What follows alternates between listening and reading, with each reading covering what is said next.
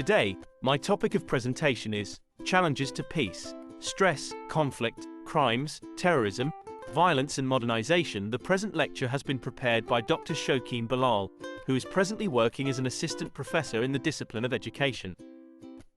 Let me first start with stress as threat to peace. Stress is a natural human response that prompts us to address challenges and threats in our lives. Everyone experiences stress to some degree. A little bit of stress is good and can help us perform daily activities. Too much stress can cause physical, emotional, and mental health problems. Psychological stress in individuals and communities can lead to heightened tensions and conflicts.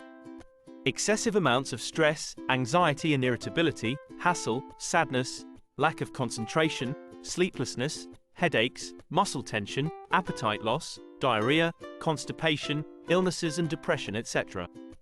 Common causes: work stress, money, financial obligations, relationships, divorce, chronic illness, emotional problems, unemployment, violence, etc. Challenges, difficulties and expectations. Managing stress is crucial to maintaining personal and societal peace.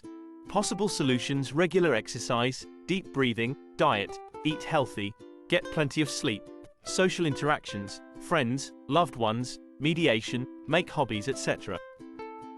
The second challenge to peace is crimes. Crime means illegal acts, unlawful acts. Sin is a term that denotes the offensive actions. Violate the necessary rights of people. Creates a threat to society. Crimes pose a significant challenge to peace. Traditional crimes: murder, rape, theft, robbery, shoplifting, etc. Modern crimes: cybercrimes, phishing scams, malware, stealing users' data, passwords, hacking bank accounts, etc. Causes: illiteracy, poverty, lust for money, unemployment, deteriorating family values, violence from media, etc. Understanding the root causes and resolving crimes through peaceful means is essential. Solutions: quality education, awareness programs, cybersecurity, policing, laws, maintenance of law and order, law enforcement, good governance, etc. Effective law enforcement and crime prevention measures are necessary to address this challenge.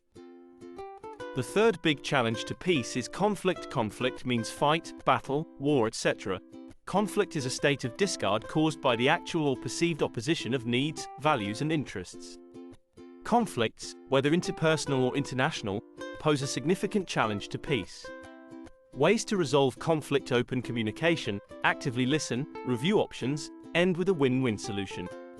Understanding the root causes and resolving conflicts through peaceful means is essential. Number 4 is terrorism, intentional violence, the use of intentionally indiscriminate violence as a means to create terror, fear to achieve financial, political, religious, or ideological aims. Terrorism is the deliberate killing of innocent people to spread fear through a whole population.